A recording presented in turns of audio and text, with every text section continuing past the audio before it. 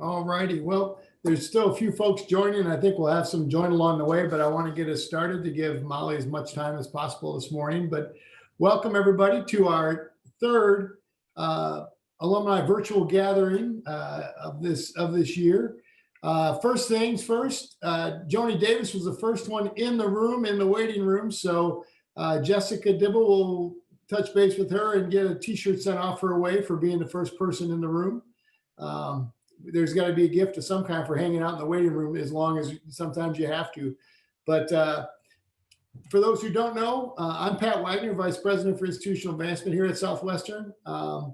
Thank you for taking time again to learn about our current campus ministry work.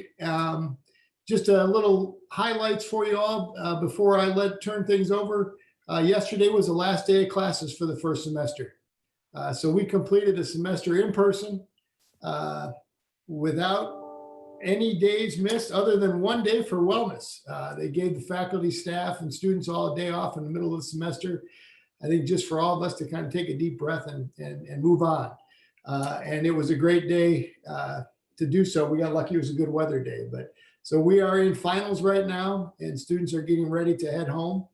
One of the things that we've offered to all the students, a couple things. One, if they would like, they can be tested before they leave campus to make sure they're confident going home as far as where they stand. And two, if they do need to stay, we are making accommodations for them to stay, to quarantine or stay in place here until it is safe for them to go home. So, it never ends. The questions always keep coming, and we keep adjusting, but it's been a successful semester, and many thanks to all of our faculty and staff across the campus who've made it possible. It's been a challenging semester, but it's been great to see the kids, because to them, it's just been the first semester. It hasn't been anything really that strange for the freshmen, especially. But before I turn over to Molly, our Director of Discipleship and Campus Minister, I wanted to cover just a few housekeeping things. First, if you have questions, submit them through the chat section on the bottom of your screen to Crystal Wynn. If her question is not discussed while we're in our session here, somebody from our office will contact you directly to talk it through. We're going to try to stick as close as we can to 30 minutes and be respectful of your time. And as I mentioned, this is our third session. At the end of the session, Jessica Dibble will share future dates for more virtual gatherings. And again, if you want to add to the chat ideas for topics for future ones too, we're open to any opportunities to meet the needs of folks on the call. But that's all I have. So now it's my pleasure to turn the Zoom over to Molly Just, class of 2012, our Director of Discipleship and Campus Ministry. Molly, it's all yours. Awesome. Thank you. Well, good to connect with you all here on Zoom. It's awesome to see you, and thanks for all of the ways that you care and support campus ministry. I hope I'll be able to give you a little view of what's happening in our world and answer any questions that you might have too. But before I do that, I am going to go ahead and share my screen because I have a PowerPoint that has some pictures and some talking points to look at along the way. There we go.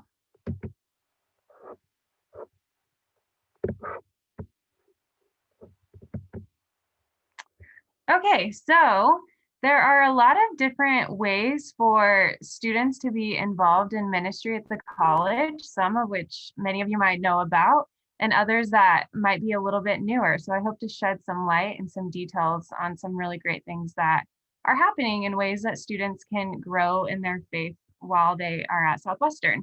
So this is a picture. As Pat said, I am the director of the discipleship team, which is a service learning team at the college. And then it's been almost a year now. Last January, I stepped into serving in the role of campus minister. And so this is a picture here of the discipleship team out at a retreat at Camp Horizon. And this is not obviously from this year, but from the years past. But it's kind of a fun view into the students who are current and the things that they get to do together. A little retreat at Horizon. The first ministry I want to talk about is discipleship. We'll just move right into that. Like I said earlier, it's a service team of approximately 40 students. I was doing some looking at my list yesterday, and this particular group of students is extremely diverse. They come to the college, and many of them are on scholarship to be on the discipleship team. So this simply means that they are here to learn about their faith together in all sorts of different ways while they're at SC. And so there's a large group of about 40 students. From that group, we have students represented from 5 different countries, the United States, Malaysia, Mexico, the Congo, and Angola are ones that we currently have students from all sorts of different places right now.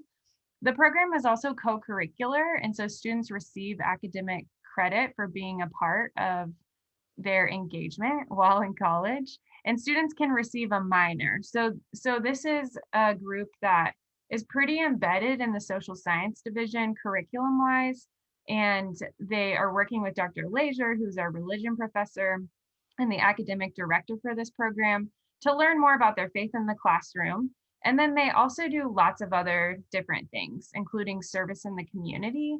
We just had a big day with the Isle of Lights here in Winfield, where students work together to put together light displays and serve the community in that way. So they engage in service together. And then really the hub of their experience is they commit to meeting in weekly covenant groups together. And so the way that this works is that when students come in to the program or come into the college and want to join the discipleship team, then they're put into a covenant group and they stay with that particular covenant group for the rest of their time in college, whether it be 2, 3, 4 years, whatever it might be. We have students who come in as juniors sometimes, but for the most part, a student is traditionally in the program for 4 years, freshman through senior year. And so the things that they do in covenant group, the curriculum for the program really builds over the course of time. So in the first year, students are engaging in reading scripture together. I saw Steve Wilkie is here on the Zoom meeting with us. So Disciple Bible Study is one of the things that one of the resources we utilize with the freshmen, reading through the Old Testament and the New Testament. And then in the second, third, and fourth year, there are other components of curriculum that have to do with things like inviting students into practicing spiritual disciplines together in community. Leadership is a huge part of what we talk about, servant leadership. And all of our students, everything that happens is student led. And so they're the ones on their third year in particular, each student has an area of leadership that they get to engage in, and they lead their peers in running our team together. So a good example of this is normally we travel, which I have listed there too. We didn't have the chance to travel to go on a service trip last year because of COVID, but normally we travel. So a good example of what a student might do is they might plan the entire trip that we go on. We had a student who was working on, I felt so bad. She planned our entire trip, which was supposed to be to Chicago last year. And then, in March, we had to, later on, as time went on, we called the trip off. But we're hoping maybe we can, continue to build on the work that she did with a trip to Chicago in whatever year that might be appropriate. It might not happen this May. But those are some of the things that the discipleship team does. They help with the ministries of chapel, and really from year to year, there are parts of the structure that look similar, but there are other things that look different just based on the students that we have involved in the program. The second program that I wanted to mention is a ministry called Worship Outreach, which you might also have heard of. Martin Rood is the one who directs this. And it's also a very student-led program. As you know, being builders, we have students who are just involved in all of the pieces of their own learning experiences. So students who are in Worship Outreach, they lead worship at chapel every week. 11 a.m. on Wednesdays is when we meet for chapel. And then they also serve in local churches, traveling around and having the opportunity to not only lead music, but sometimes lead an entire service at churches here in this area or maybe in some other parts of Kansas. And this is also a co-curricular program. Students receive academic credit for being a part of this. You can minor in the discipleship program, you can minor as a discipleship minor. In the worship outreach program, you can minor as a music and worship minor. And they are a part of the performing arts division. And like I said too earlier, this is a music-based ministry program. So the students who participate here are normally musicians, and they're learning what it's like to lead worship as a part of a team and to work with other people in that. They do some recording sometimes. Again, it kind of just depends on what the interest of the students at the given time, what they might be. And then we have chapel. These are, so I updated some photos because chapel has just looked so different this fall in particular. So these are all fresh photos. You're seeing students in our chapel services that happened not too long ago. So chapel happens every Wednesday at 11. Not sure if everybody knows this, but we have a team of students that we call our broadcast team. And so we actually live stream chapel every Wednesday. And you can find that on our Facebook page, which is listed right there, facebook.com/chapel at SC. I think chapel SC is what that is. But the way the chapel was different this semester, so probably in July, I was talking with Martin Rood, and of course, the college was trying to make plans for how classes would happen and having to be creative in all sorts of different ways. And so when Martin and I were talking, we were saying, you know, normally we would use Messenger Auditorium for the place that we have chapel, but Messenger and also Richardson, the bigger auditorium, they all had classes in them. And so if you've ever been a part of like any kind of ministry work, especially when you're working with sound and tech equipment, sound like setup and sound check and all of that kind of stuff that happens takes a lot of work and a lot of time too. And so Martin and I sat down in July together and just said, okay, we're probably going to need to be creative and like, how can we extend hospitality to all of our colleagues, like as we're working together in different ways? Maybe we could actually do chapel outside. It seems like it would be good for space. It seems like it would be good for the students and like the staff and faculty and all that attend to be outside. And we also thought it was the safest thing that we could do for our students during COVID.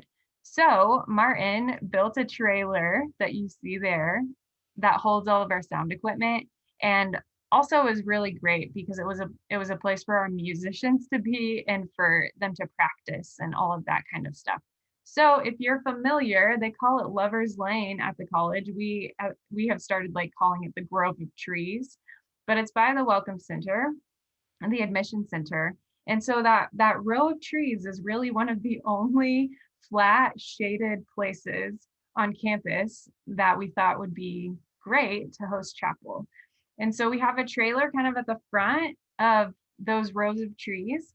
And you can just see pictures of students who were involved in leading the services. You can see a picture there of folks who would come. We just had really great attendance at chapel. I think at that particular service, Don Plez was preaching, and it was a complete packed house. Like we totally ran out of chairs. Maintenance had no more chairs. And so you see people who are gathered around, but also distanced, and we require people to wear masks. Even when they're singing or speaking, we ask for people to do that just to be safe. And then when the weather got colder, probably, like late October, the weather started to be a whole lot less dependable. And so we did move chapel into Richardson Auditorium, which was a good fit. There's plenty of space for us to be safe and spread out in that kind of a way. So you'll see fun student projects. Again, chapel is student led, and we have speakers from SC and the community who come together and are willing to preach and talk to students at the services. I also wanted to mention, because I thought this was great for alumni and friends of the college, that we had an All Saints Day memorial service this year that was just really beautiful. And so we received a list from Institutional Advancement of all of the SC alums who have passed away in the last year. And then we also asked folks in our own current community at the college for names of people that they might want to remember as saints who were surrounding us. And so we not only had a chapel service where we remembered people together. You'll see those candles on the stage in RPAC. That's what that was from. But we also had luminaries that were on the 77 steps that had the names of all alums and folks that we were remembering. And then we had a special service one Thursday evening for that. And so I just wanted you to be aware of that, where we were remembering together many builders who we had lost along the way. And it was just a beautiful service and connection, I think, of past and present builders together in that space. And then the last thing that I'll mention, and then I have a couple of other things that I'm happy to talk about in terms of an update for campus ministry. But we also have service learning teams, so discipleship, leadership, and also the green team. These are our service learning teams at the college, and they travel every year. So the last time we had a chance to go on an international trips, discipleship in 2019 went to Belize, leadership went to Iceland, and then the Service Learning Council, all of these folks work together to lead an all schools service project where everybody in our entire college engages in service together. So we recently had an all school service project with the Isle of Lights. You'll see that picture down in the left-hand corner. But we had about 400 students that gathered together at Island Park this last Sunday and worked to have the park display, the mile of lights around the park that the community can come to for free. About 80% of that was set up by students. And so I wanted to mention that because I think that is wonderful and noteworthy. But all in all, there are just really great things that are happening in terms of ministry and in terms of service at the college. Just a few quick facts that might be helpful, and then I'm totally happy to take questions too.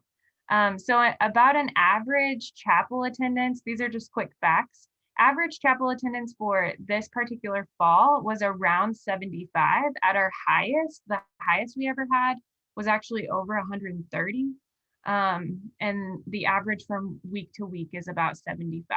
As the semester goes on, you kind of lose students as they're doing some other things. But actually our ending chapel was like a senior chapel, and that was really well attended. So those are some stats there. And then some other things. I know a lot of folks especially have a connection to Grace United Methodist Church. And so I just wanted to talk about partnerships with local churches and mention those a little bit. So our partnership with Grace is still really strong. Maddie Johnson is the pastor who is currently there. And we have a student right now that's serving as an intern with Grace. We actually have multiple students that are kind of serving in internship roles or helping out with youth ministry, those kinds of things. And then we also have students who are serving in internship roles with First United Methodist Church. And there's lots of other connections with local churches in the area as well, where students are worshiping, where they're having the chance to serve. The discipleship program, we have covenant group pastors and mentors in each of our groups. And those are supplied by some of our local pastors or just some of our like really faithful laity. So there's lots of ways that the college and the campus are connected. If you saw the homecoming service, that was another touch point where we got to be together not too long ago with Grace United Methodist Church. So things are going great in that way. And then another thing I wanted to mention is our religion and philosophy program in general. We have all sorts of students that are involved in one way or another in majors and minors. When it comes to the religion and philosophy program, we currently have around 13 students who are majoring in that program. And then between the discipleship minor, the religion and philosophy minor, and then the music and worship minor, we have all sorts of students who are kind of exploring ministry and in their curriculum in particular ways. Some of those students, repeat between majors and minors, but we have plenty of minors who are kind of doing their own program too. So I'll pause there and see if you have any questions.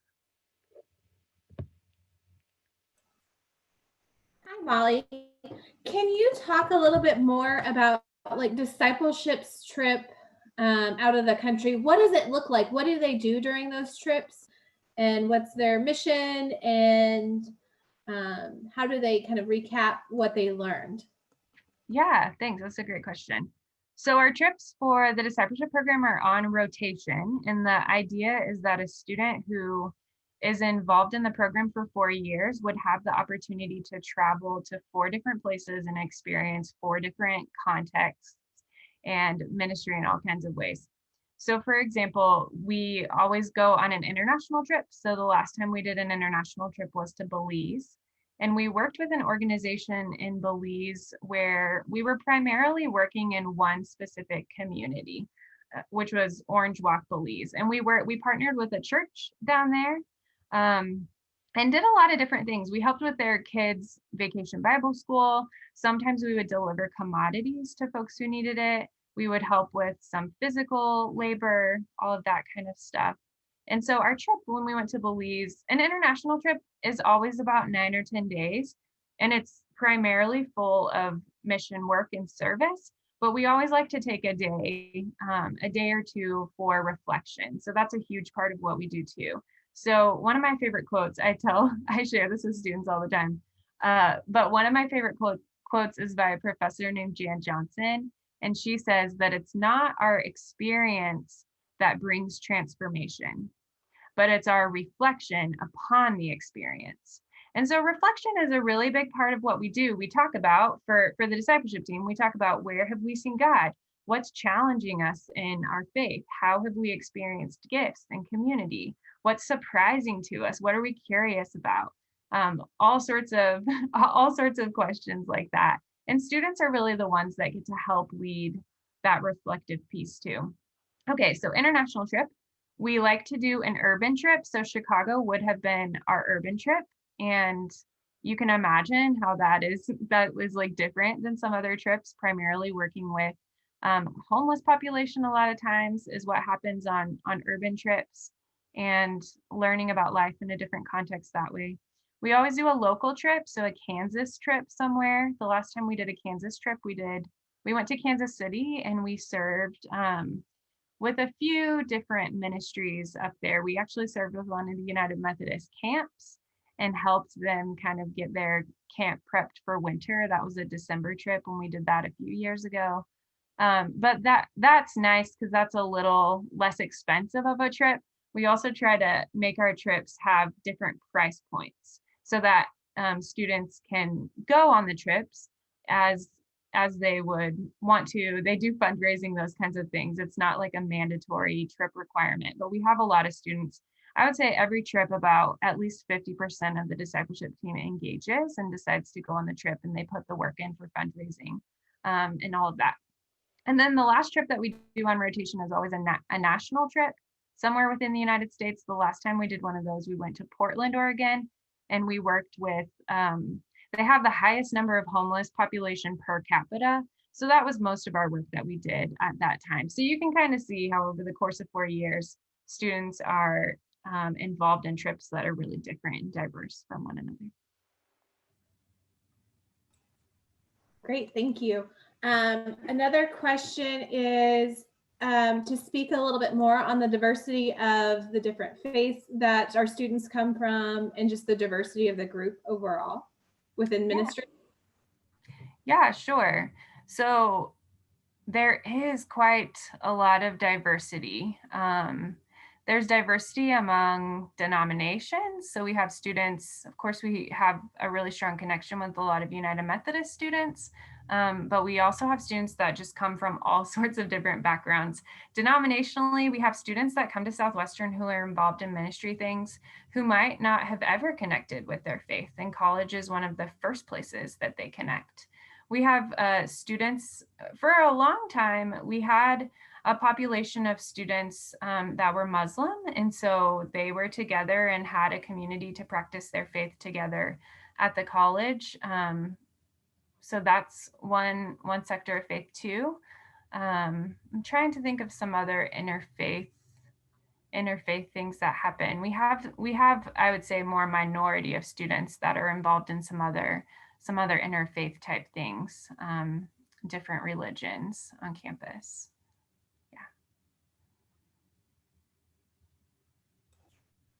Thank you. I think that is all of the questions that we had.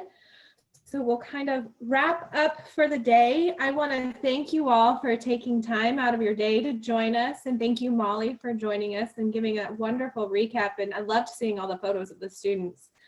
As a reminder, admissions is looking a little bit different this year. So if you have grandkids or know people within your church that would be a great fit to the Builder family, please let us know.